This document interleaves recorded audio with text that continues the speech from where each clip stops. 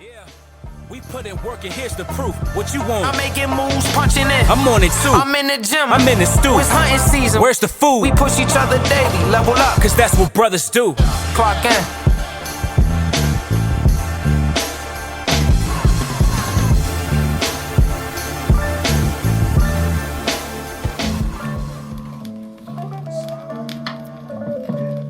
Are we good?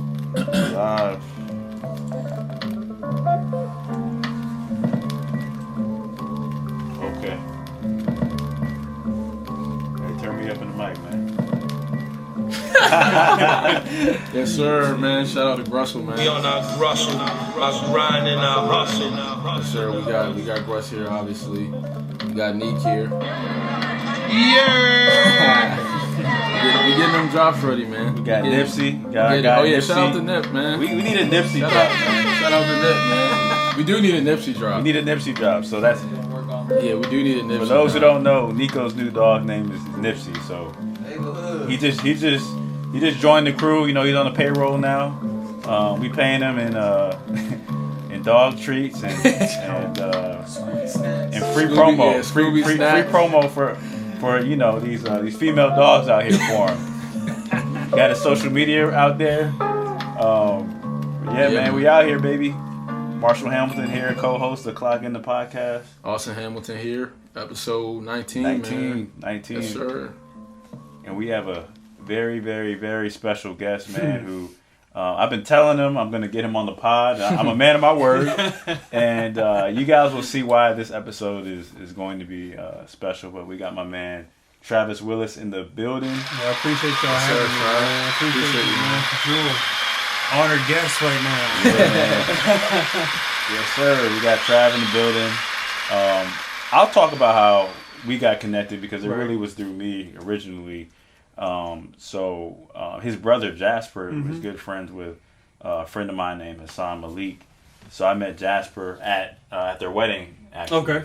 And just connected, man. Good dude, believer, Yep. hooped. You know, talked a little bit of trash about how he can Yes, hoop. sir. I know that's You know, that's Jay.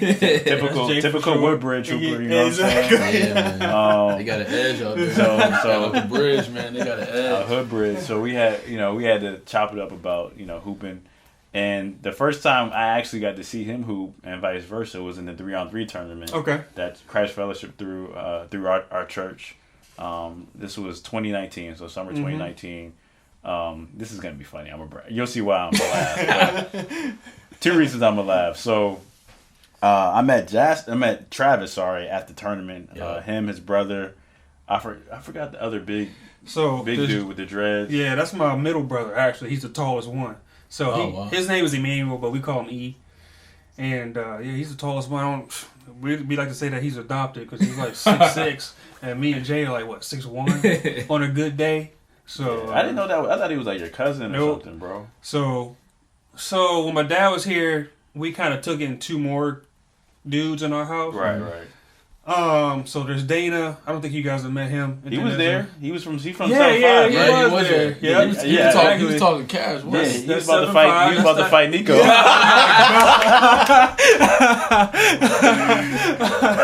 Yo, That's Dana for you. we'll get to that. Yeah. The 3-on-3, Yeah. remember? Yeah. Yeah. It's going to connect. Hold on. It's going to Yeah. connect. We got. See, this is a story. I don't We gotta get you on the pod. We gotta get you on the pod just for this moment. Y'all didn't realize y'all had beef until now. Yeah, there's some beef here, man. Yeah. There's some beef between the Willis and Barry family. Okay, all right. And It got a little testy out there. Hatfield and McCoy is a black version. Yeah. But yeah, so we had a 3-on-3 tournament, and matter of fact, I think we played y'all like the second game. Yeah. Older brother was roughing, and I think he teed you up for I don't know if it was a good technical. I'm used to getting tags, man. Yeah, So. man. I don't think. Wait, it was who Walt did? Brandon. Brandon I did? don't think it was. I forgot what he was on about. I don't think it was a valid tag. You were talking to him. But he's a good Christian dude, man. He's not cussing out here like that. So you just were talking a lot. I was like, man, I don't think that's worth it. I remember. I appreciate now. it. See, they now. always say after the fact, though. It should have been I- technical. The damage is already done. I said it during the game. I was like, man, I probably wouldn't have teed him up. I'll take the points, but I probably wouldn't have teed him up. I would next too. year, next year we got to get some like real refs. Yeah, we're gonna get real refs next We won't year. have our family. Hey, it was still good though. I mean, I appreciate it, man. Yeah. Like I Brandon said, can we rap. had Brandon some can talent rap. out there for sure, man. There was some talent out Yeah, there. it was a good bump. So yeah, man. We connected originally because I was playing Christian rap Right. in the background, and you're like, yo, you know about these dudes? Yeah. And usually I'm like the only one who really knows about all Right. these dudes for real. So we chopped it up about that, and then you all can hoop, like all three of y'all could hoop. Certified. I appreciate that, Y'all- man. My y'all old competed, age, man. you know, I still got a little bit. You were like 32. 33, I'm the vet now. I'm the Yeah, vet. you are a vet. Hooping over 30s and accomplishment. Nah, it is. Hey, but dudes like, well, obviously it's LeBron, but like they changing the narrative, man. Yeah, that's Brady, like, Dude, you yeah. still- I mean, but they high power athletes. yeah, that's what I'm with saying. It's different. Money. Like you got me, I got kids. You know, I got to worry about groceries and Pampers, and then every now and then I'll get out there and hoop. You know what I mean? Right, I got to schedule that. But you stay in shape, man. You clock in, man. Yeah, You know, yeah, for you sure, you for sure. clock I in. mean- so now I get it. But this is just to make a long story short. Nico wasn't playing. It was his family. It was playing against his family in the playoffs, and it was about the 80s. You know, Yeah. Celtics. Oh yeah, Lakers. definitely. You know, That's that. Pistons, Bulls. That's 89. that skinny Jordan era right there when they beat him up. Yeah, right? that's what the game looked like. That's what the game looked like. Right. But you know, they were obviously they're competitors, and you know they were mad. Right. But it you know they basically said, look, man, we need to play again. Okay. We're gonna give y'all another shot, Right. man. But that's how we met. Right. Just to make a long story Just short, to that's how we return, met. But we stayed connected, man. Yeah, for A sure. lot of it was due, you know, our faith in Christ Mm-hmm. and our appreciation for, you know, Christian rap, because Christian rap now is not what it was in like 2007. Exactly. It's a little bit different. And speaking of that, I figured we could start here, man. You have a podcast with your brother, Mm-hmm. so I'll let you talk to the people about that, man, and kind of talk about where that came from and kind of what the vision and purpose behind it is. So I like to say that this podcast that I have wasn't my idea. That was given to me by God. You know what I mean? I'm like Moses. God told him that you need to go free the people, but he was like, I don't know how to talk. I don't know how to do none of that. He's like, all right, I give you a partner. Mm-hmm. Either way, you're gonna do it. You know what I'm Right, saying? yeah. So, name of the podcast, The Perfect Cast. It's kind of a split between. I don't know if you ever seen the Goofy movie or not. Classic. All-time favorite. Come on, dog.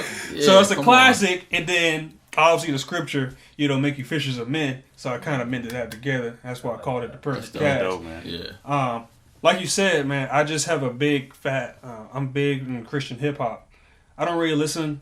I want to say really, because there's some songs that are just good songs out there that aren't particularly Christian hip hop, but they're good, encouraging songs. You know what I Right. mean? They don't have like cursing or, you know, talking about women or talking about money. It's just talking about being a good person. So there's good music out there, but I wanted to get the message out there that Christian hip hop there's good artists out there and it's good music. Yeah. You don't have to listen to us on the radio right now, particularly these messages that they're sending out right there. Like, how do these messages help your faith if you're a Christian? You know what I mean? So the point at first, and I say at first because it was centered just around music, right? Yeah. I just want to talk about Christian hip hop. That's all I want to talk about. It's kind of blended into more different topics now. Yeah. And it's kind of just started that. We recorded an episode the other day, but you know, technical difficulties prevented me from actually putting it out. So we're going to do it again. It's probably just going to be me now because my brother got a new job, so he's going overseas. So God's kind of Congrats to him. yeah, he got Shout a out new to job. Jasper, He's going man. overseas. Yeah. So shout out to Jackson the Great. Jackson is that's my co-host on there. We've had guests. And man, there's been some good guests on the show. Man, they've loved the content, plenty of feedback. Like I said, we're on SoundCloud, Spotify, Apple Pod. Got a YouTube channel coming out. So that's really why I started doing the podcast. So I'll have fun doing it. That's what's up, man. How is it doing it with your brother? Because Obviously, we're brothers. So it depends on what your dynamic is with your brother. Like, That's true. me and my brother don't agree with everything. Like, me and him are going back and forth all the time. Like, we literally don't agree on nothing. But it's kind of unique. Yeah. Because you got two different minds, but can come together and talk about certain things, and then maybe we agree, maybe we don't agree. But it's good to get our two opinions out there, right, and see where we fall. You know what I mean? So that's kind of what makes it funny. Now, if you know me and my brother just from every day, we're just always clowning each other. So it's like literally y'all know. Shoot, you know how brothers are. Yeah. So it's literally like that, and we just put it into the podcast format. That's all. That's literally, that's like verbatim, like, we're like, yo, let's just start a podcast. Yeah. Because of that. Like, yeah. We have good conversations. We agree to disagree sometimes. We joke a lot. And just like, you know what, man, let's put it out. Right. Share it to the people. Exactly. And yeah, man, that's kind of why we're here. Yeah, that's literally how we got here. And, you know, what you said was, to me, it's powerful, man, especially during these times, because I've seen a lot of family members, friends be, you know, divided because of whatever reason, whatever the topic of the day is. You can pick a topic today in 2020. Right. People will disagree, but I've listened to your podcast, and you all will disagree with grace. You know what I'm saying? It's not you're not going at each other's neck, and you can be passionate but still be respectful. At the end of the day, when you're not trying to disown anybody, it's just, hey, we disagree. Yeah, that's it. Now let's go get some buckets. Right, exactly. Right, exactly. Hey, that should be fair. Yo, brothers and buckets, man. Yeah, brothers and buckets, dog. Like, at the end of the day, y'all brothers, so when we go outside of this, we still gonna be sticking together. Right. And that's just not family. We brothers in Christ. Yeah. You know what I mean? So we disagree, maybe politically, maybe on music, maybe whatever. Okay, we'll keep it in house. Out here, we still love each other, man, at the end of the day. That's how it should be. And these days, man, you know, it's tough doing stuff with family sometimes. Yeah, I agree. It's tough because you know each other so well that, like, little things can tick you off. Well, they know your little itches. Yeah, you know what I mean? Yeah, all the switches, man. Yeah, they know. So it's not easy. I guess my family really isn't like that. You know, we really don't really try to go at each other's neck. And I think doing, obviously, well, you know, my father passed of cancer. So I think that just kind of brought us a little bit closer together. Yeah. But we've always been, at least our immediate family, we've always been like, hey, yeah, we're not going to pick at you, but, you know, we're family. We're going to be angry at each other, but we're not going to do it purposely to try to get you out of your character. Right. You know what I mean? So we got it. I guess we're just kind of interesting dynamic between my family. I love my family. Everybody in my family, we stick together. Yeah. They accepted my wife, you know, as soon as we, you know, decided that we were going to be together, and she's not black. Yeah, you know what I mean? White. I was going to say that, which isn't, especially these days, you know, it's not. Now, if you talk about my outside of my immediate family, that's a whole different podcast, right? Yeah, we have to have you back for another episode. For sure, man. Yeah, but nah, man, that's beautiful because our family, I feel like, is the same way, and I don't think it's a coincidence that, you know, both our families have strong spiritual roots. Right. You know, not that we're perfect, but of course, you know, when you're raised, especially the mom, if the mom has the, you know, the spiritual roots, man, you trust me. That's the backbone. Man. It's funny. My dad's the pastor, and you would think that he would be the one pushing scripture in the Bible. It's actually been the opposite. Yeah, exactly. And you know, my dad's obviously done his part. And I think what he's done is he's been an example. I'm sure your dad was probably the same way. They they did their best to live it out. But my dad was more laid back, you know. He's probably watching the game right now, man, chilling. Right, definitely. You know, Browns getting cut, man. Yeah, he's a Browns fan. Come on, Pops. Yeah, they out this joint. Clock in. Clock in. You gotta tell the Browns to clock in, Dad. But it's interesting because, you know, our immediate family is similar. Like, we don't really have a ton of cousins and stuff out here. Okay. So we kind of had to be tight. Right. But you can see that, you know, you guys have a good chemistry. Even on the court, when you guys play 3-on-3, like, there's going to be times where y'all go at each other and argue. Sure. It's mostly because we know how each other plays. And if you're not playing up to the way I know you're playing, then it's like, yo, what you doing, bro? Exactly. Our family. What you doing? There's 4 of us. There's certain variations of brothers that can play together. Right. Like Brandon.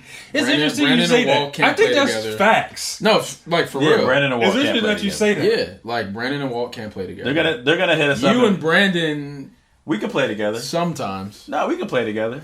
We won a lot of games together, bro. We won a lot of So games y'all gonna together. get into He's it. like, We're gonna get into it. Here's what happens with Brandon and I. He's like, nah, y'all can't play. I will say something to Brandon. Brandon will get mad at me and tell me to stop saying stuff to him, and then because he's mad at me, he'll start cooking. So that's what his turn. it's not gonna be a peaceful win, but we're still gonna win. Okay. I won a lot. Me and Brandon have won tons of games together. I can play with anybody, man. I can play with anybody. Oh, you don't agree? Yeah, you can play with anybody. No, I'm playing. No, but me and him play the best. I can play. I can play with. You can play with anybody, but because my demeanor, like I'm not, I'm not gonna chew you out. Okay. If you do something wrong, but like I'm gonna hold you to a standard, Right. But I'm not in it for the the. I think as the confrontation, like, oldest, I have to be somewhat of that. yeah. That push, because I know how everybody can play, and I know the dynamics of all my brothers. I know what they can do. So it's funny you say that because me and Jay play well together. I can count him. If I can go on a fast break layup and just kick it out to a 3. I know he's gonna make that. yeah. Mm-hmm. My middle brother, he's he's good. He can play. He's solid, but he tends to try to do stuff that's outside of his game. Like, E, Yeah. you were cooking right here. Like you just In the scored paint. 5 straight In the paint. Why are you shooting 3s? I don't understand that. So then we kind of butt heads and everything. But it's interesting that you say that. Yeah, there's always gonna be some conflict. We're playing with brothers, man. We got a game. We got a game tonight, actually. Yeah, we'll let y'all know You need to how get that on goes. this league that y'all got going on, man. Yeah, it's FXA. You probably played. Oh yeah, FXA. okay, yeah. Yeah, Is it in Falls Church? It's in Manassas. Manassas, Yeah. okay. Yeah, it's It's not bad. it's solid, man. We'll see. Kind of pricey though. Yeah, It's a little pricey. it's just Fairfax County. Yeah. You know how they are. But yeah, man, I wanted to get into other ways you're clocking in, man. Okay. More importantly, or most importantly, for the pod, not in life. Obviously, clocking in as a husband and father Right. is most important, and as a believer. But for the pod, you're a police officer, man. Yeah. So I figured it'd be good, especially during this time, to kind of talk through your journey there. Like, why did you want to become a police officer? Like, what were the obstacles that it took to get there? Okay. And just talk about the lifestyle of a police officer, things that people may not know. Okay, so I'll answer your first question about the podcast. Lately, it's just a lot of studying and reading. God will give me topics to talk about, or He'll bring something to my attention, and I'll bring it up to Jay, and Jay's like, all right, if you want to talk about it, let's talk about it. You know what I mean?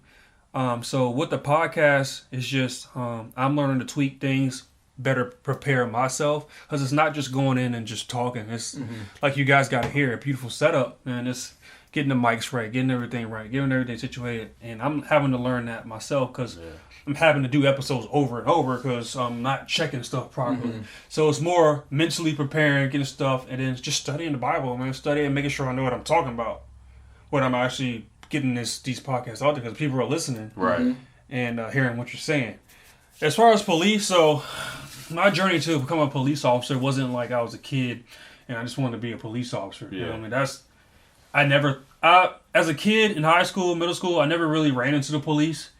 I mean, I lived in Woodbridge, so we saw Prince William all the time, but my interaction with him, I never really had a bad interaction with him. I mean, we had the SRO in the school. He was actually my middle school coach. You know what I mean? So I guess it's from my pops telling us not to get into too much trouble, but again, in high school, we was all focused on basketball, right? So that was my mentality. Anything that took me away from basketball, I wasn't going to do. We're going to do it, yeah. Right. Same here. Had to keep my grades up. Why? Because I didn't be on a basketball team, right?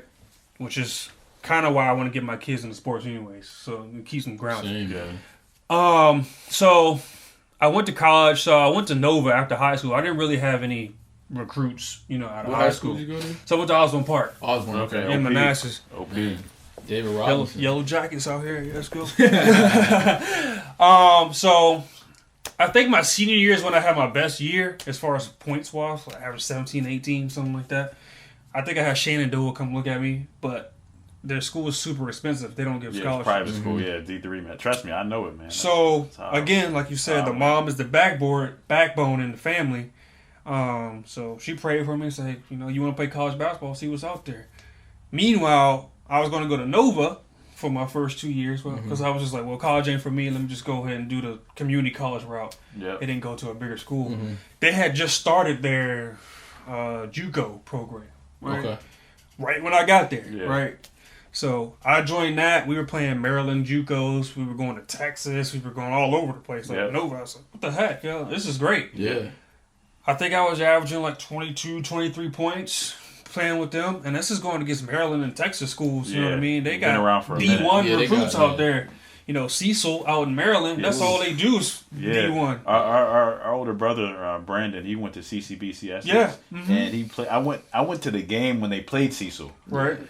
That was a Division One. Yeah. At least that their starting lineup was Division One. Their starting lineup was point guard 6'4", shooting guard 6'7", small forward 6'8", center 6'9". They're bigger than my team. Yeah. Dog, it's crazy. So those dudes pretty much just don't got grades. That's their problem. Yeah, fact. They're good. They just don't got grades, so they got to go to a farm school to get their grades up so they can get to wherever they want to go, which is fine. You know, at least there's an outlet for that. Right. You know what I mean? So I did that. Then I made my way to UVA Wise, which is out in Southwest Virginia. Yeah, played 2 years there. And I mean, personally, college wasn't for me. I called my mom and said, you know, I'm just wasting your money. You know what I mean? I'm not really going to class, not really doing anything. The only thing that's keeping me grounded right now is 6 a.m. workouts. You know what I mean? So she's like, all right, if you come home, you're going to have to work. What you going to have to do? I said, yes, ma'am. So I came home. I worked at Lifetime Fitness out in Centerville. Mm-hmm. Okay. So I did that. And then my dad hooked me up with one of his buddies that was a security guard. So I was doing unarmed security and working at the gym. So I had 2 jobs at the time. I did that for about a year and a half, maybe. Almost 2 years. In doing security, I ran into police officers, right? Because they would always come to my building. And then they moved me over to George Mason. They had a building over there that they didn't have the George Mason police covering. They had us, like a contract. Yeah. So I did that for about a year and run into the police officers there. They're like, hey, you'd be a good police officer. Not something that I thought I would be doing. I was like, oh, okay, you know what, whatever. But I was looking for a job with that's a career, benefits, retirement. Yeah. You know, I was looking for all that. And they were like, come on over if you want to try. So I put in, out of like 300 applicants, I was one of 3. Wow. And I found myself in the academy out here in Wayne Loudon down there. That's where our academy was. And that started my police career. And here I am, 7, 8 years later, still doing it. That's awesome. So what do you think separated you from the 297? That's a great question. Because I honestly, I was just happy that I got the job. Again, God's favor is unmatched. You know what I mean? But I was always brought up with manners, yes ma'am, no. That's simple stuff like that. Yeah, it goes a long way. It goes a long way, I'm telling you. And even when I got the gym job over at Lifetime, the person that hired me said the only reason why we're hiring you because you're the only one that said yes ma'am. Out of the whole. Just that simple. That's it. Nothing else. You never know who's watching, man. That's it. Yeah. So I think I'm pretty good when I'm doing interviews. I think I'm a really good interviewer. So I probably was able to talk my way into a spot. And it could have been they needed more African American officers. It could have been a lot of factors. Right. Which we do need more of. In my opinion. We'll Okay. talk more about that. Yeah. But that's I don't really think I had a certain advantage. I just think God's favor was on me and got me into the position. So I didn't really know if they measure the physical side. Yeah, for sure. More so, and maybe you. Some of these officers, I look side. around like, yo, how did they? Yeah, how did you? Yeah. Exactly. Willis has a 40-inch vertical. Okay, all right. There is a physical test. You sent him your Nova and UVA Wise highlights. They're like, he's in. He's in. It's a lot about who you know too, man. I mean, that's life, man. In playing basketball, one of the people I play basketball with, he works there too. I play with him at Freedom Center. I think that's in Manassas over there. Yeah, I'm familiar. He's like, and I think he put in a good word for me over there too. Same thing here. In the academy, one of my instructors works here where I'm at now, and he was like, I put in a good word for you, man. You were a good dude in the academy. I have no issues with you coming over here. And we just kept in touch. And like I said, it's all about who you know, so that's why I'm over here. But there's a physical aspect to this job, and I encourage my coworkers, you need to be ready. Clock here, in, man. Tell them clock in, man. Tell them follow the podcast. You have to. You got to be in shape, and not just physically. It's mentally too. Yep. It's probably more mental. More mental nowadays. And I tell people all the time, especially now. People tell me I need to go teach at the academy.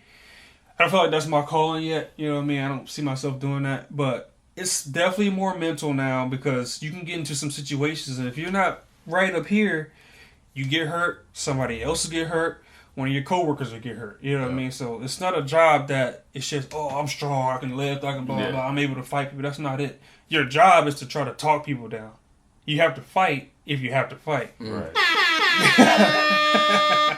So talk. That's one of the questions I wanted to ask. Like talk about the lifestyle of a police officer, because a lot of people think, you know, like you watch like Friday After Next. You see the dudes at Holy Moly Donuts. You know what I'm saying? You see Carl Winslow. He actually was a good example of a police officer. Yeah. But like, what is it actually like day to day to be a police officer? So when I first started this young, you know, you first get into this job and you're like, yeah, I'm the police. You know what I mean? And you want to have it on all the time. You know what I'm saying? You're just at home. You're bringing that stuff home wrong. That's not what you want to do. I would encourage new officers to just, what I would say, there's two parts to this job. There's at work, but then there's when you're not at work. If I see something off duty, like if I'm at a store and somebody just robbed the place, whatever, I'm somewhere, there's a lady just got smacked by her husband or whatever. I'm a good witness, okay?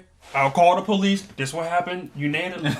Anonymous. I'm not coming to court, okay, to testify for nothing. This is what happened, and I'm going to go home, right? Hold on, time out there. So you're a police officer. Right. And you're off duty. You see something that's wrong, and you don't try to chase them down and so if I'm in an immediate situation, crazy, man. What a concept! Because there's civilians who think they can do that. I have a theory on crazy, man. What do they call it? Civilian arrest. I have a theory on that too. I don't think that should be a thing, right?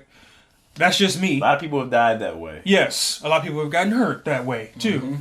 You put yourself in a situation where you don't need to be in. That's what the police is for, right? Let the citizens arrests are okay, I guess, but I really encourage against that. In 2020, it can't happen. No. And back in 1887, when people had duels, and you took 10 steps, and you had to turn around and shoot. You know what I'm saying? Like back then, you could get away with it, but most officers you talk to, man, when they're off duty, man. Like I said, if I see somebody running naked in the road, I'm not going to get out and put on my police hat. You don't hang out at work. You're right.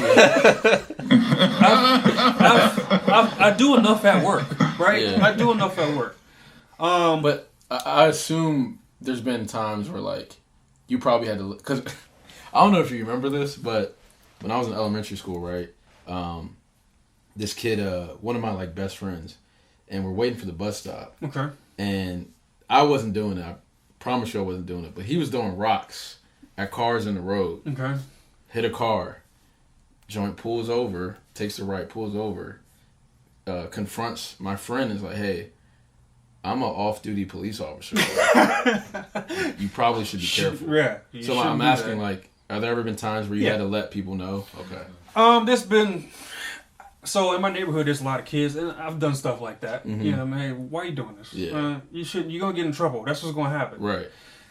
For example, if I see a really bad accident that just happened right in front of me, like I've worked accidents where I'm off duty. I've seen an intersection collision, bam. I'm literally, as an officer, you're sworn to help the community, right? Yeah.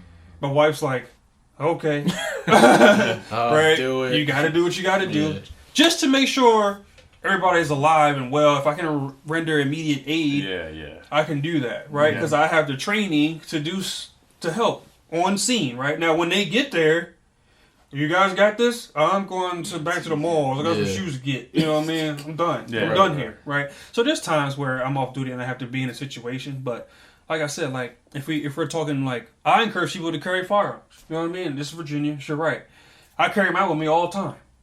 And it's like I don't even know it's there because I have it now. in an active shooter situation, my first instinct is not going to be run to the shooter, even though I have my firearm. I'm not going to go if he's right there in front of me. Yeah. Then okay, I have to engage. My first thing is if I'm with you guys or with my family, all right, let's go. We're out of here. You know what I mean? I don't need to be going trying to be hero. Then you guys are right next to me. Then y'all innocently get hit. You know what I mean? You guys come with me. We're out of here. We'll tell the police, hey, that's where we last saw him. Right. Right down there. You know what I mean? So it's all about turn it on, turn it off. You know what I mean? It's a balance. And like you said, mentally, you can't. Now, I came over here to the airport, which is good for me because I'm not chasing people down. I'm not, answering calls like I used to answer. It's nice. I say chill, but policing is, it can go like this in a second. Policing, yeah. It's still policing, but we're here at the airport, so it's a little different dynamic. Some departments say if you work in Fairfax County, if you work in Route 1 Franconia area, right? You're going to be into some stuff. Right. The highway different. Yeah, you're going to be into some stuff. The highway bump is different. So, it's easy to take that stuff home. You know what I'm saying? It's easy to take that, I just dealt with a dude that gun faced me, right? Then I had to deal with this man beating on his wife and children. You know what I mean? I had to deal with that. Now I got to go work a car accident where 3 people are all crushed up. You know what I mean? So, and then I get a call for somebody complaining in the parking lot. Like, man, we don't care about that. You don't get to It's some days it's just call, and then you get off at. Now Fairfax works 12-hour shifts, so you didn't work 11 and a half hours. 12, you don't want to hear nothing. You go home. I mean, your kids are like, hey, they don't care what you done at work. They're like, hey, we're just happy to see daddy. Now it's time to play. Yeah, You know what I mean? So if you're gonna do this job, you gotta. It's mentally, but you gotta. For me personally, my Christianity, my faith in God has helped me to decompress all that. You know what I mean? Because we see a bunch of stuff, and this goes for firefighter, anything that's a first responder, nurses, people working in the hospital, blah blah blah. You see all sorts of stuff. You can go from, and I'm being extreme, but this is what I've seen. You can go from a rape situation, right? I worked a rape case where they videotaped it and all sorts of stuff. You know what I mean? I gotta watch that, for court purposes. And then you go, like I said, I'm working the toll roll here, and you got body parts all over the place. You know what I mean? You gotta go home and eat dinner with your family after this. Right. Because at the end of the day, all they care about is you. They don't care about that. You know what I mean? But that's where there's a high divorce rate in policing. You know what I mean? There's a high, abusive alcohol, drugs. I mean, I encourage people to do this job, but you got to know what you're getting into. Yeah, I didn't mean to be long-winded, but no, your answers. Yeah, that was great, man.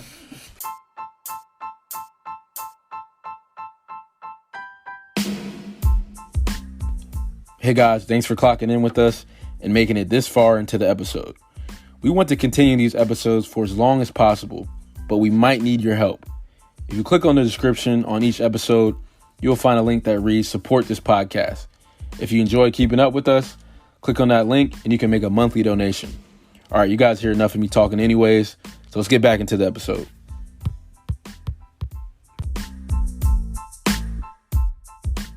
And you actually stole what I was about to ask you, which was, being a believer, how do you not let that affect your faith? And you kind of touched on it, but it's easy, man, to see all the craziness going on in the world. And think, man, is God really out here doing what we think he's doing? So one thing, I'll never question God's will, God's plan. You know what I mean? It is what it is. My faith, like I said, my household's like y'all's, is heavy Christian based, heavy faith based. So it's kind of in me already, and God has looked out for me a bunch of times. There's been a bunch of situations where my heart is like out here. And I'm like, this is crazy. I don't even know why I'm doing this right now. But this is from a police, police situation? Yeah. So I've been in situations where I draw my firearm. I have firearm drawn on me. You know what I mean? A lot of people don't know these stories because I don't sit here and tell them because it's every day. It's this is like whoever works at Costco, they stack the boxes every day. Like, this is the job. Yeah. So just prayer, man. I have a strong prayer family. My mom prays for me. When my dad was here, he would call me because I used to work nights. He would call me every night. Hey, we would just chat, have conversations, what I went through that night so far. Yeah. We would talk almost every night I was working.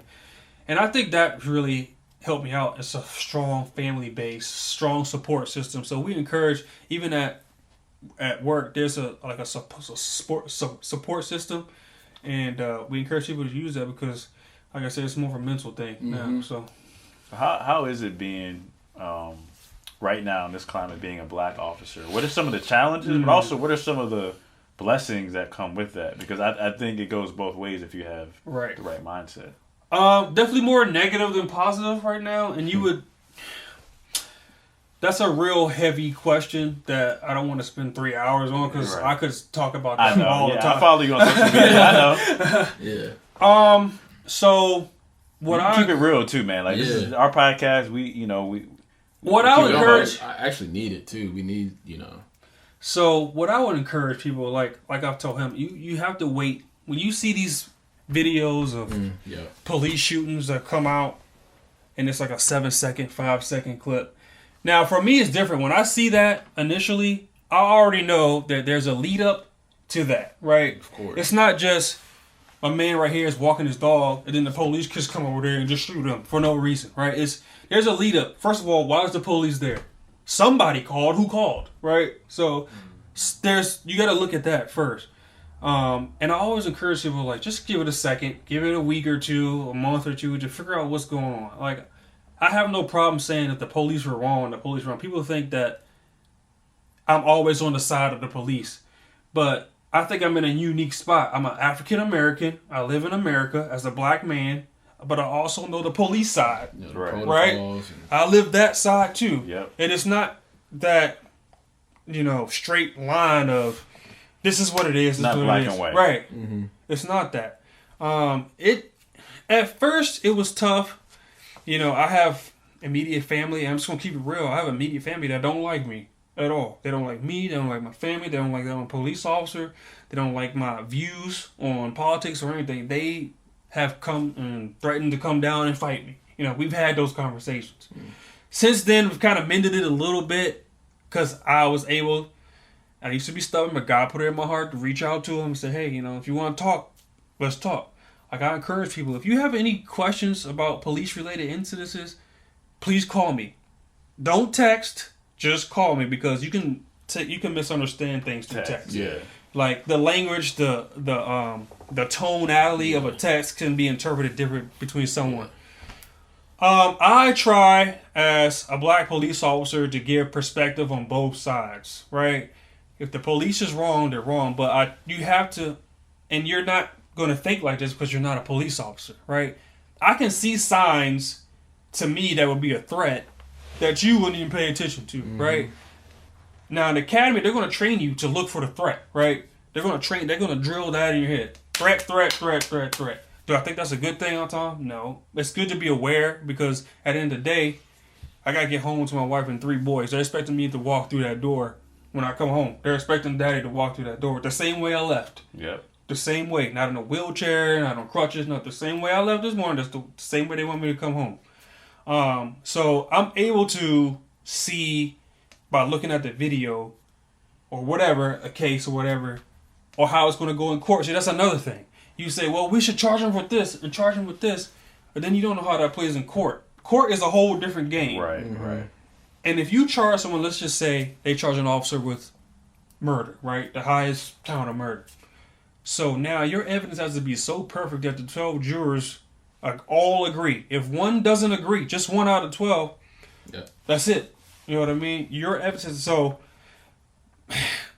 I'm sorry, I got off topic as far as being a black officer. Keep going. It's a little. It can be a little tasking, and that's when the mental part comes in, right? Yeah. And I've learned through the years that people just not gonna like police officers. Right, that's just the end of the day because we're a form of authority and people don't like people telling them what to do and what they can't do. Technically, I can take your freedom, right? I can take your freedom and put you down in a detention center. Right. Technically, I can take your life if I have to, right? Supreme Court has ruled that I can do that if my life is in danger, right? Obviously, there's a bunch of rules and regulations towards getting to that level. But as a police officer, that's the right I'm given, right? That's the responsibility that I'm given because we deal with so much stuff out here.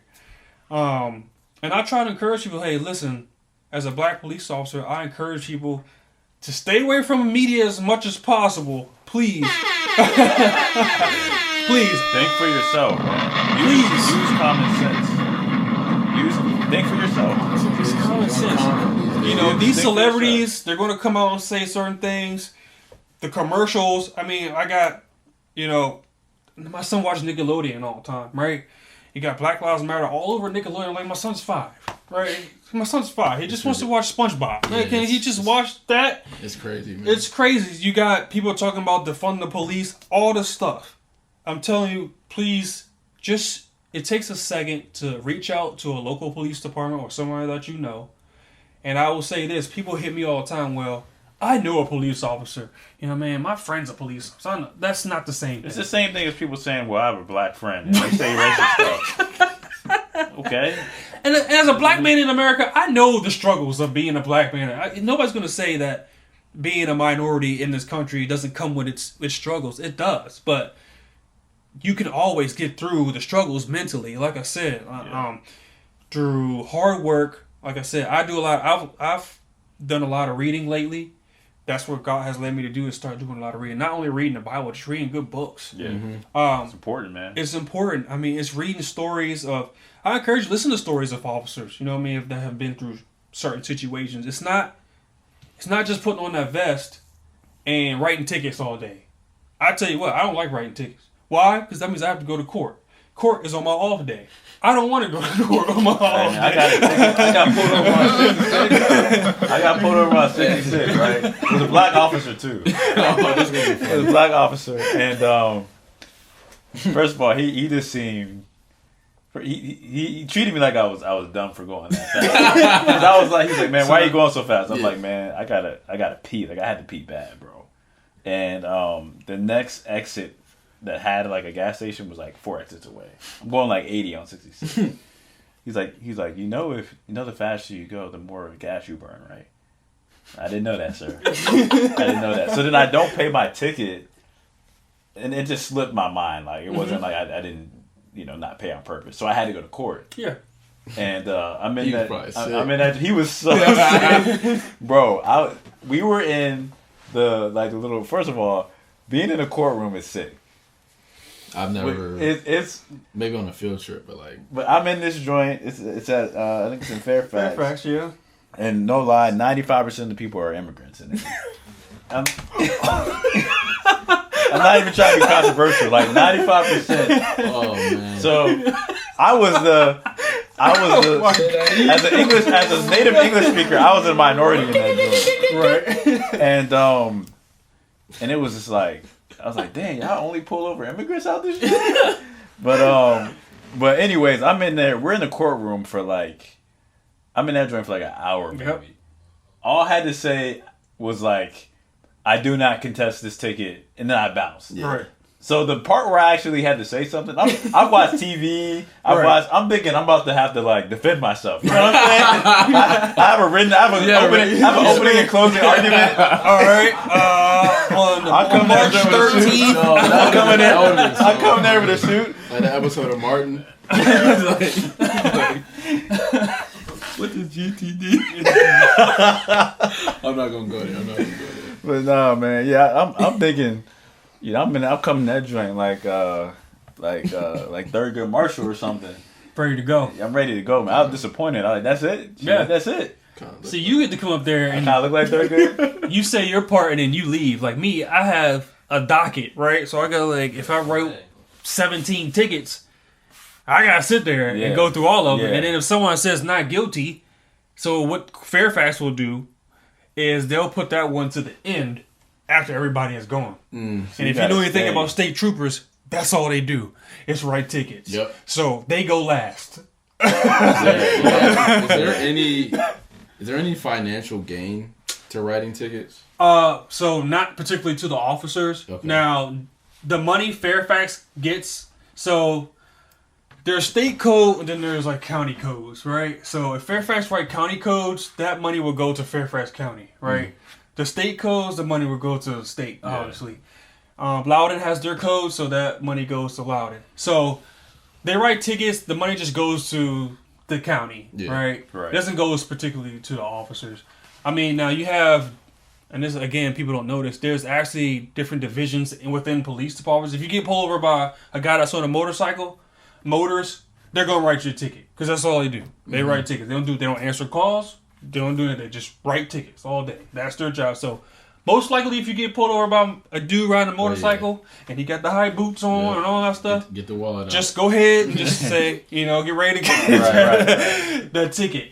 They have DUI specialists out here. So you may have a tail light or something out there. They might pull you over at night or something. All they're looking for is DUI. They don't care about writing tickets or anything like that. So there's different divisions and different units within there. Most of it is just making sure everybody's safe. That's all driving. Make sure you ain't driving with half your bumper off. Talking about, oh yeah, I got an inspection last week. You know what I mean? That's the main thing. So I'm gonna ask you this, man, because here's my issue with police situations. Okay. It's the accountability part, right? Okay. So I feel like there are times where, and I'm not gonna get into politics, man. I'm independent. I'll just say that. Yeah. But there are some sides that point out to the person who committed the crime, right? Saying, well, he committed this crime, which is why he deserved X, right? So it's kind of like, I get that. Like, if I commit a crime, I deserve to be punished for it, right? Like, the people who have friends in jail and they're like, free him. Like, what did he do? What did he do? What did he do? Yeah. Triple murder. Nah, he needs to stay in there. Yeah. Right. He doesn't need to be free. we don't want him. But my point is, like, when a crime is committed by a civilian, no matter the race, I'm not going to get into the race part, they're punished for it, right? Sometimes I feel like cops do things that maybe aren't by the book or that warrant them to be punished, but the way that unions are set up or certain infrastructure, right. sometimes cops aren't held accountable for what they did versus the same light as a civilian being held accountable. Right. So one is that, do you feel like that's a fair statement? And two, I know you mentioned there's certain charges that you have to really have solid evidence. So do you think part of the reason why these officers aren't getting charged is because the charges are being way too high. Yeah, way too high. So so it's just not realistic. So first part, not every police department is a perfect police department, right? I'm not going to sit here and say that some officers do things that they don't get punished for. I mean, I'm sure there's officers out here. Shoot, they had a video of Baltimore police officers planting drugs on dudes, right? Dude had his body cam on, right? I was like, bro, but how many times has he been doing that? right, Right? I will say that we're held to a higher standard, but in saying that, there's a lot of help, right? So there's a process, right? Like, I have lawyers, right?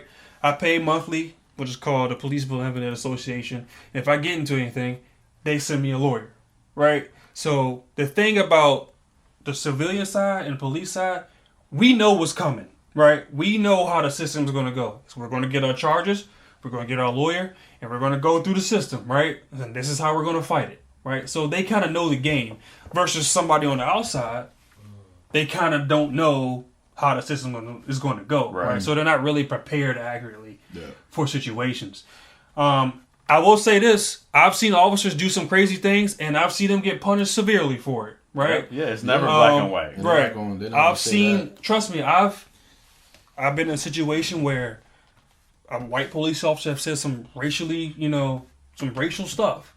Fired. Can't have that. Yeah. I've seen some officers pull over people just because they got somebody was driving by and they gave them the middle finger, pulled them over. Illegal. Fired. So they don't give us a lot of leeway. You know what I mean? If your leadership is right. Right. If it comes down to leadership more than anything. Exactly. Exactly. So, especially now, because a lot of these chiefs don't want that publicity, right? They don't want that everybody come marching and all stuff because of their officers doing certain stuff. So they are really hammering down on stuff, right? Yeah. If you get a complaint, it's going to go to IA. Now, we don't have body cams here, which I hate. My last job I had I love body cams, right? Because I'm not doing nothing wrong. Right. You have nothing. I got a body cam here. I have people on traffic stops. I'm recording this. They throw their phone in my face. I'm recording this.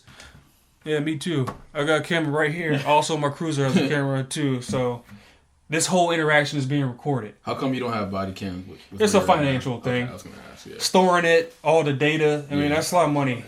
So it's a lot of speaking money. of financial, man, I was reading this book called The Infinite Game, and there's a chapter where they talk about policing and how there have been very good police departments that helped actually unify them in the community. And one of the things that I think was interesting for me to read was, they said a lot of these police officers are underpaid. Mm-hmm. They're pushed to hit quotas for certain things.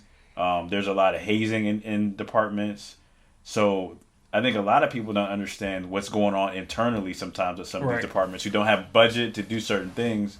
And and if you, and I'm not making an excuse, but if all that's going on and you're being rewarded to just write a ticket or get this charge or whatever, or there's that pressure, if you catch someone on a bad day, that may be. So a lot of it is culture. So they brought in a new leader who said, we're not, all this quota stuff, like, we're not measuring success by these things now. We're measuring success by boom, boom, boom, boom. And the whole department changed.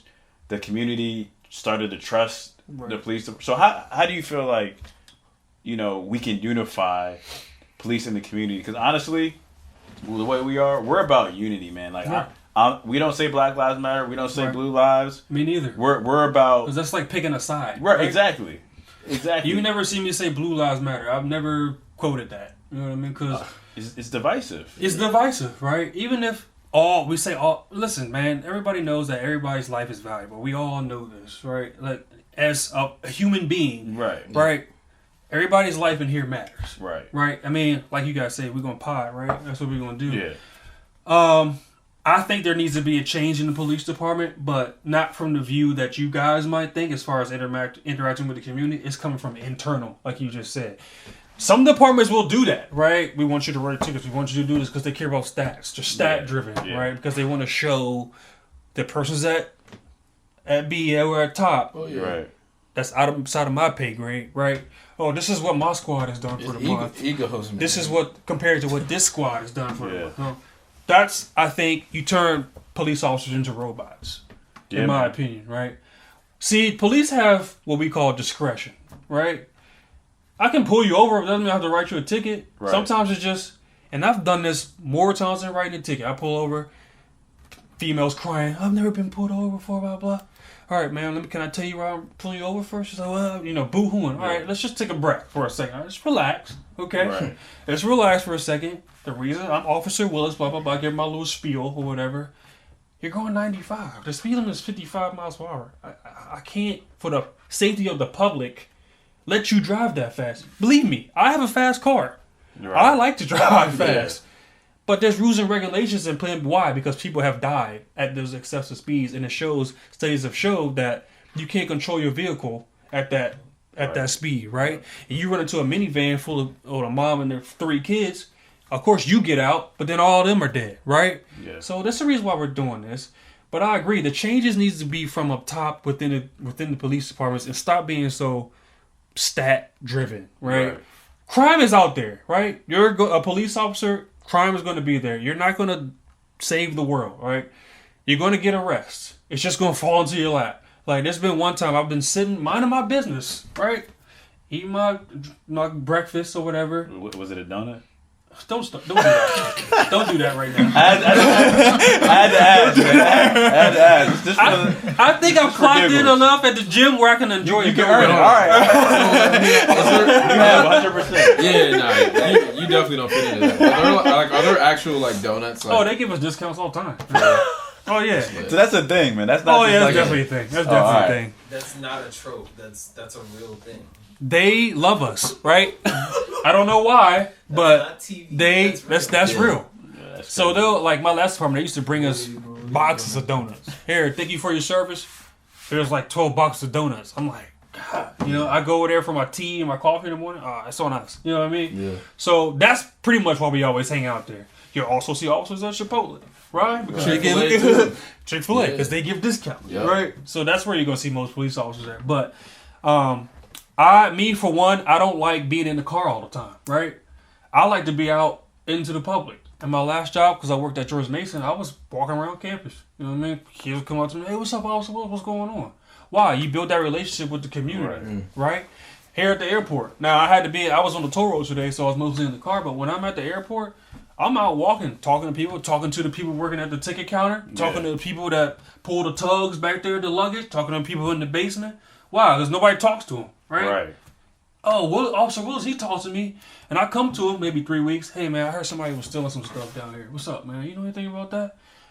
Yeah, Officer Willis, it's this dude over there, man. I be telling him not to do that joint, but I guess somebody finally called him. I've been telling him, so you got his name or anything? Yeah, his name. This is what he works. Right. So you build that relationship in the community, they'll help you, right? If you go to these bigger cities like D.C., New York, they have beat officers that just walk the street. You know what I mean? They don't have a car. Does it suck?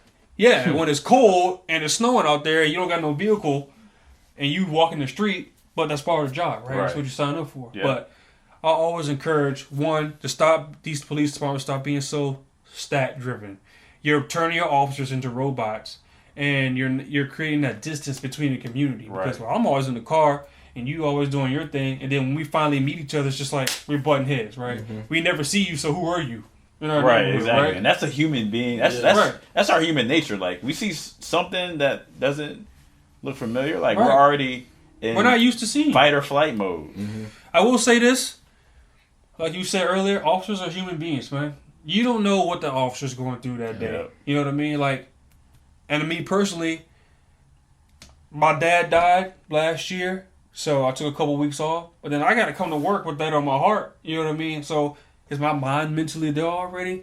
And I got to deal with something petty as like, oh, I got somebody stalking me because they keep texting my phone. Did you try to block them? Did you go through all this stuff? Nah, I got to be professional. Right. As little as that call is, hard, I'm not worried about that. I'm worried about, is my mom okay? My brother's okay? People, like you said, they don't pay officers that much money. People are living paycheck to paycheck out here, man. Officers are getting evicted out here because they can't pay the rent. They still got to come to work and solve everybody else's problems. Right? Meanwhile, they got their wife on the phone. Yeah, we got this bill due. We got to pay for this son stuff. We got all stuff. So we're all human, right? Again, as a police officer, you have to be able to handle that. You're held to a higher standard, right? But not so that's not an excuse, right? That's not an excuse. It's just perspective. Right. It's just perspective to say, hey, even if you feel the traffic stop is wrong, because that's when most of these encounters happen when police is going to be a traffic stop, right? For most law-abiding citizens, right? That's pretty much the only time they run to police is when they speeding or whatever, or they run a stop sign, whatever. Even if you feel the traffic stop is wrong, in the back of your mind, just think, you know what? I'm just going to do what the officer says. He give me a ticket. I'll contest it in court. At the end of the day, at 6 o'clock, you're sitting down with your family and you're eating dinner, right? And you're telling your family, yeah, I got pulled over today, and here's my ticket. Right. Not scrambling with the police officers. I'm going to tell you right now, the police is going to win. I'm telling you right now. You may get one, but all I got to do is press a button, and there's 10 more coming. Yep. There's 10 more coming. You're not going to win that battle on the side of the road. And I encourage people, there's a way to fight your battles. Police officers aren't always right. They make mistakes, right? I heard somebody on my Twitter tell me, well, that's a job where that's a job where you can't make mistakes. You don't tell that to the doctors, right?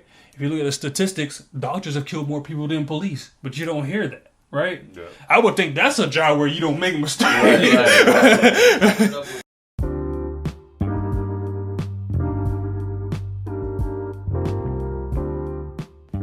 I know, another boring ad, but I promise this is super important. I want to know, are you registered to vote? Headcount is a nonpartisan organization that works with the music and entertainment industry to get fans to vote. To update or check your voter registration status, go to headcount.org, where you'll find all the information you need to be ready for Election Day. At Headcount, you can also check your registration status. Millions of people get purged from the voter polls every year. Everyone should check their registration status. The deadline to register to vote in some states is as early as October 4th. So please get out there, guys. Spread the word. Vote so we can be the change. Right. Yeah. So, right. Or you can say the cause of death is this, and you have the credibility, so right. You can. Nobody's gonna. And there's also things in place to protect the doctors. And, right. So again, don't even if you run into an officer that, listen, racism is out there, right? It's never going to go away. Racism is never going to go away. Even if you have a particular officer that you feel is being a certain way towards you just because of the color of your skin, again, don't give him the reason to do something that he's legally allowed to do, right? People don't know. You need to know your rights, first of all. That's why I'm Christian. Know your rights. Yeah, study. Know your rights. Know the rights of the police, right? On a traffic stop, you don't have to talk to me outside of giving me your license and registration. If I say, hey, where are you guys coming from? Sir, I appreciate your service for the community, but without my lawyer here, I don't want to answer that question. Okay. Now, if the officer gets mad and attitude because of that, he's wrong. You're not wrong. Because it's your right. You don't have to answer that question. Right. But what the officer is allowed to do, that car is mine, right? If I have a reason to pull you out the vehicle, Supreme Court has ruled that I can pull you out the vehicle. That is a legal detain. You're detained at that time. So if I say, and my brother Jazz told me he was coming from North Carolina, he was driving, and state trooper pulled him over. They said, hey, we need to step out the car. So he stepped out the car. They didn't find nothing, obviously, right? And he went on his way. Maybe they did it. Were they right in doing it? Maybe, maybe not. I don't know. I'm not there. I can't tell you what the officers thought they had at that time, right? But at the end of the day, I'm still talking to him. He's at home, and he's telling me the story, right? He didn't give them a reason to do what they're legally allowed to do as far as go a step up, right? Now, if I come to a traffic stop and you're like, what do you pull me over for? Now we're already at a level, right? We're at a level here. So now, all right, give me another officer because I don't know what's about to happen, right? So now I got two officers here, and now their person's like, well, why you got two officers, blah, blah, blah. And now we're going back and forth. Right. Again, you're not going to win that battle. Again, I hate being long-winded because I can talk like 3 hours on it. But like I said, it's best for the police departments, heads up, and people that's lower, like your sergeant and stuff like that. Just get involved with the community. Don't be so stat-driven.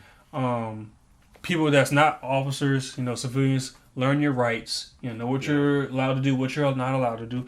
Know what the police are allowed to do, what they're not allowed to do. Know the Fourth Amendment. You know what I mean? Know that like the back of your hand because it's against searches and seizures. That's the government, right? I can't just go into your pockets.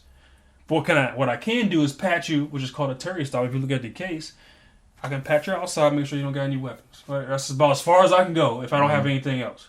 So an officer might come to you and say, hey, I'm going to pat you down for weapons. Sure. Go ahead, officer.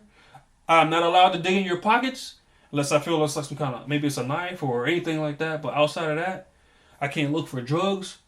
I can't look for that. There's probably been many cases where I've done that and dudes have actually had drugs on them. Right? Had some kind of contraband on them. But legally, there's nothing else I can do because I don't have any probable cause to go further. Right? So again, read, know your laws. There's a ton of traffic laws. Like people don't even know what they can get pulled over for. There's a ton. If you got something hanging in from your rearview mirror, that's a legal traffic stop. Petty as it is, that's a legal traffic stop, right?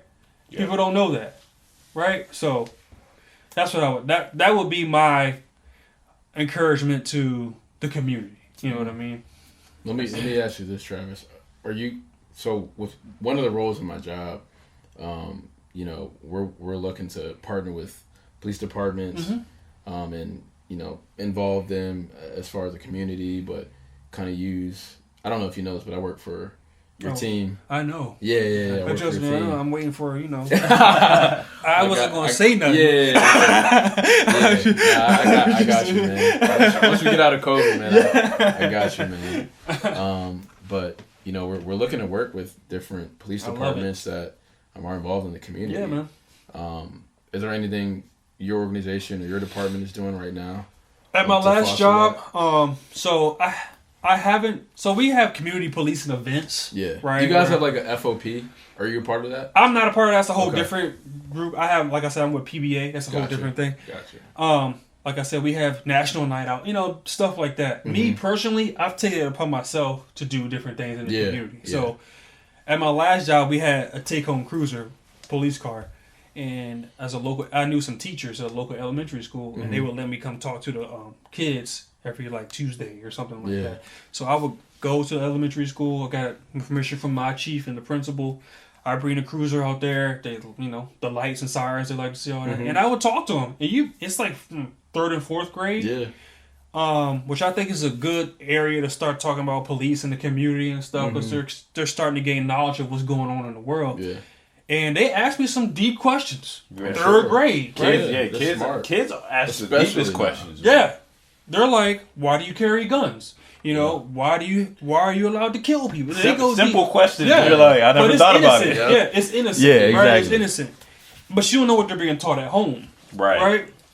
So I made it upon myself to go to different elementary schools. I sit there, I talk with the kids. And sometimes it's not even about police stuff. You know what I mean? It's, hey, this is a police officer. He's just hanging out with us in PE. Mm-hmm.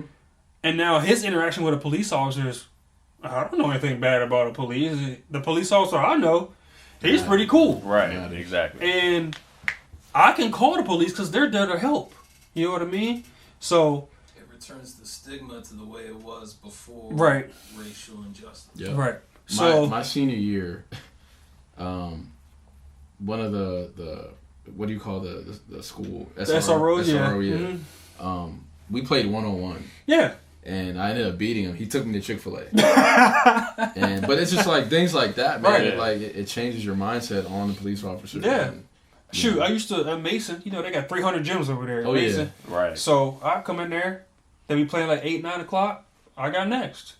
Oh, And I'll be playing a little half court with them. You know, man. I'm shooting around. I'm surprised I'm not on YouTube making somebody fall. You know what I mean? But it's just little stuff like that. I mean, as a police officer, and someone said this to me a long time ago. People look up to you. And who am I, right? I'm just Travis Willis. I live in Stafford. You know what I mean? Mm-hmm. I'm nobody. But they're like, we need to hear what you're saying because we look up to what you're doing out here. And that hit me because I'm in a different role, right? I didn't ask for that role, but that's just a role I'm in. Right. And the little things I can do to encourage the community and the police, people need to realize police got to be police sometimes, right? Sometimes I got to do my job, right? Whether you're black, white, Asian, Spanish, whatever. No, it's not because you're black that I'm pulling you over. It's nighttime. Your car's a tinted. How did I know that you was black? How did I know that, man? I didn't know that until I started walking, talking to you. Stop jumping the gun. Right. Stuff. It's not that. It's police have a, and I'm not trying to praise up the police right now, but it's a job where police got to police. You got to do it. It's ugly. And with cameras and stuff out here, you're going to see how ugly the job is. It's not pretty. You know what I mean? It's funny. You see us posted up at Dunkin' Donuts. Yeah, we be over there sometimes, right? We over there. But then you're going to see videos of, we got to get down and dirty. Your uniform's going to have to get dirty. If you're on the football field and your uniform is clean, that's something wrong right there, man. Good. There's something wrong right there. You're not doing your job. But you're a believer, man. And we got to wrap up in a couple of minutes. But you're a believer. We saw what the Old Testament was like without police. Tough out there, man. Old Testament was wild. You know what I'm saying? I'm glad I don't live in those days. The Old Testament, it was wild, dog, without police. But like you said, man, the police have to me, what you told me, man, and you can't really teach this, is there's a lot of soft skills. There's a lot of things that have nothing to do with the job. It's about being a certain type of person. Right. You know what I mean? And you know, I ask you this, and this will be my last question. Mm-hmm. Do you feel like the way that you went through the academy and the way you're interviewed, did they really test your soft skills, or was it mainly technical, you know, even physical skills? Like, did they test? Hey, like, if you're in this situation, you know, how would you handle this as a person? They do have just little scenario questions during the interview, right? More like ethics. It's mostly more of an ethical thing because, like I said, police, people don't realize, but police departments hold their officers to a higher standard. So they'll be like, if you notice an officer was stealing from, you know, such and such, and they were getting all this stuff, would you say something about that, right? That's the kind of questions as far as integrity and stuff like that, because that's a key thing, right? A lot of people don't know this. There's a thing called a Brady list, right? Lawyers know this. If you ever get in a situation, lawyers know this, that brought a Brady list, right? If an officer is on that Brady list, that means they've lied in some capacity of their job where they cannot testify. Whatever they testify is invalid. So he can arrest you for murder, but if he's on this Brady list, there's a good chance he might get off just because he's on that list. And usually those officers aren't working anymore, right? Because they can't testify, right? I think officers or police departments should do a better job hiring people. you got to look into the little stuff, right? If you're getting mad because somebody gives you a middle finger, I mean, that's not a crime. Yeah, that's right? something within yourself. Why are you getting mad at that? People ride past me, they call me all... I'll tell you a story right quick, and then we'll let you up. I had to stop going to a basketball court out here in Fairfax, right? The first day, nobody knew me. Nobody knew me. I was there, so they didn't pick me up right away, right? So I was able to jump on somebody's team. Had a good day. Everybody was like, yeah, come back. Yeah, we play here all the time at 5 o'clock. Blah, blah. I'm like, bet. I found me a court to play after COVID sitting in the house for 3 months. You know what I mean? I was like, all right, everybody's cool. The next day, I come up there. This one dude was sitting on the sideline. He's like, should I address you as Travis or should I address you as officer? I'm like, what are you talking about, man? Because I don't go out just saying, oh, I'm the police. Yeah. Honestly, I wouldn't have known. Right. If Marshall didn't say it. I didn't know you were a police officer until like, I was like, maybe like a year into knowing you. Yeah. I don't really go out and broadcast. Like I said, when I'm off, I'm off. I don't want to be doing police work when I'm off. Yep. So I guess word had come out that somebody had saw me somewhere, in doing my capacity, doing my job. So the whole time I was out there, they were saying, pig, we know what you're doing out here. You're killing all this stuff, the whole thing. And I'm out there just... This was recently? Yeah, maybe about a month ago, maybe. And I'm like, now, a normal person is like, all right, what you trying to do here, right? You talking all this trash, what you really want to do? Yeah. But... I say, you know what? I just can't come to this court. It is what it is. And what do I get out of confronting one dude and then getting jumped by 7 dudes all of a sudden because I got an ego problem? Right. Right? Because they have an attitude. They feel a certain way. You know what? It's just you take your wins and your losses, right? Am I going to catch every bad guy out here? No. You know what I mean? Am I going to win every case in court? No. I've gotten embarrassed in court plenty of times. Well, not plenty of times. I won't say that. But a couple of times. And it's not a good feeling like you said in court. It's like weird being in there. Yeah. Just imagine me and everybody back there watching me. Because everybody just sits back there and they watch you. Yeah. And the judge is like, Officer Willis, what are you doing here? Yeah. Like, in front of everybody. Right. I'm just like, playing on the road, and you got to take it. You got to sit there and just take it. Like, I'm sorry, Your Honor. I made a mistake. And some of these judges aren't nice. They're like, listen, if you're going to come in my courtroom, you need to have your stuff ready to go. Yes, Your Honor. Next time I'll do better. And then you got to take the walk of shame. Right out of that. So I would encourage police departments to do a better job as vindicating people. Making sure that it's mentally right, man. There's a physical side and there's a mental side. There's 2 parts to this. And honestly, man, there's a spiritual side too. And that not everybody is clocked into, but right. From what I've heard, man, you operate the way a Christian should operate in your life. That's my foundation, right? And that's how you police. Yep. Which is why you haven't had the issues that a lot of other Again, a lot of it's just common sense, like you said, common sense. Yeah.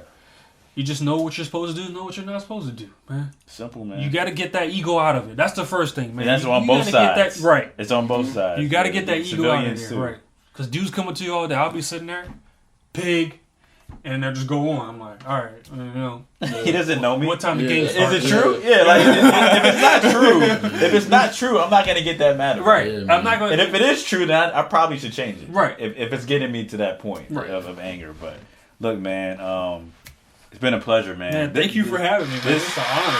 This will not be the only time you're on. Let me back. We gotta have Jasper on with you. First of all, and matter of fact, we should just have like a live 2-on-2 podcast episode. Yeah, man. Where both podcasts are going on at the same time. Okay. All right. A live It's gonna be like an NFL red zone of podcast. We should do real talk though. We should do like a joint podcast. Yeah, man. For sure. We're always down. That'd be dope. We're always down. We have Nico, Eric. Y'all can come our way or vice versa. Yeah, man. And we just chop it up, man. I'm always learning. We release it on both platforms. Yeah. Like that'd be tough. I'm always learning, man. I'm learning from y'all. Like, y'all got a nice little setup here. Just something that I can bring back, for my audience. You know what I mean? And like I said, we're gonna build, man. That's all we can do, man. Just encourage each other. That's all I want to do, man. That's all it's about, man. Sending the right message to the right people. And that's what podcasts give you the platform to do, man. And you don't need much money to do it. Just do it. Yeah, exactly. Just do it. Just speak your mind. Yeah, man. That's it. You can't get fired. Can't get I would fired. have got fired a long time ago. I would have got canceled a long time ago. But we want to wrap up with the segment that we wrap up with every episode, and that's the Clock In MVP of the week. So Austin and I have known this person for probably like 5 or 6 years now, and it's an MVP of the week, but this isn't.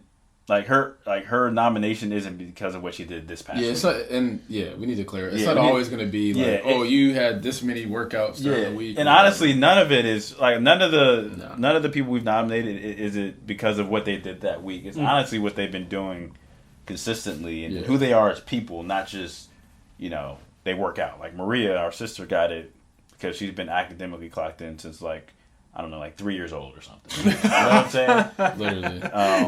So she got accepted into Duke, but that's was because good, of the work. You gotta be smart to get into Duke. Yeah, man. We weren't getting into Duke. I tell you that. I wasn't. I just told you my story. Yeah, she's definitely the brains of the family. That's good. The JMU Dukes, maybe. That's about it. Yeah, exactly. But anyway, this person. Wait, hold on! Don't disrespect JMU, dog. It's a good school. It is a good school. I'm just saying that's the only Duke I could have gotten into. Is it? Actually, I couldn't even get into JMU. It's not that bad of a school. No, it's a good academic school. Yeah, it's a good. I think they got a nice stadium, though. I went up there a couple times. That football. They got a new nice. basketball arena too. Oh, do they? Yeah, they do. Are they having a season? Do you guys know? You guys know anything about the college Yeah, this year? mean, I don't know what's going on with college. First official day of practice was like Monday or Tuesday. Okay. I don't know when their games are going to be, but they're going to have a season. Okay, that's good to know. Should. I like college basketball. They should, but yeah, this person, she's gone through a lot. She had a stroke. Last year? Was it last year? I want to say it was last year. Yeah, and she was always active, but I think father passed away. Father passed away, which is tough. So a lot of trials and tribulations, mentally, physically, emotionally, and I really saw her really turn up her physical clock in probably like late last year, before we even had this movement going.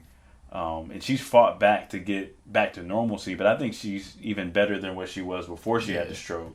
100%. So she's just a sweetheart.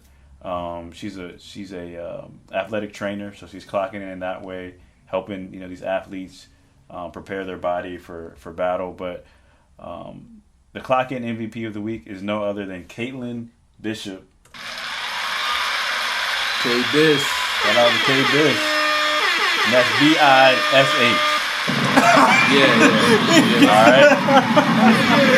You gotta clarify that. We should buy it, because I know because mom and dad they be listening. Yeah, there's some church members listening. K-Bish. I-S-H. Her last name is Bishop. All right. You might as well just say Bishop. Yeah. Lamar pronunciation. Yeah. So her IG is like KBish31 or something like that. Something like that, yeah. But check her out, man. It's all love, Caitlin. We're proud of you and who you're becoming, and it's a pleasure to honor you this week. So another round of applause for Miss Caitlin Bishop. KBish31, that's the IG.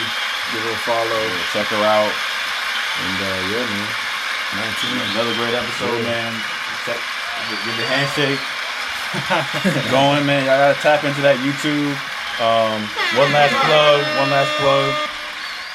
Some of y'all may see I'm gonna stand up for the camera, stand man. up, man. I got the breast cancer awareness clock in tee. You got camera B over here too. You know what I'm saying? Yeah, my guy. Yes, sir. So clockinapparel.com. All proceeds for that are going to the Breast Cancer Research Foundation. Also got some other new gear, man, but appreciate y'all, man. Clock in this week. Let's get it. Yes, sir, man. Y'all be safe, man. Love y'all. Peace.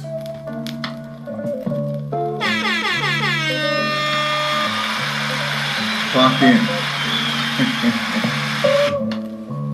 Love it, man. Time to clock in, baby. Yeah. You ready? Oh, yeah. Hey, hit that. Hit that. Come on, I ain't hitting. Look, hey, come here. Shout out to Running Russell, out man. Russell, I grinding out hustling.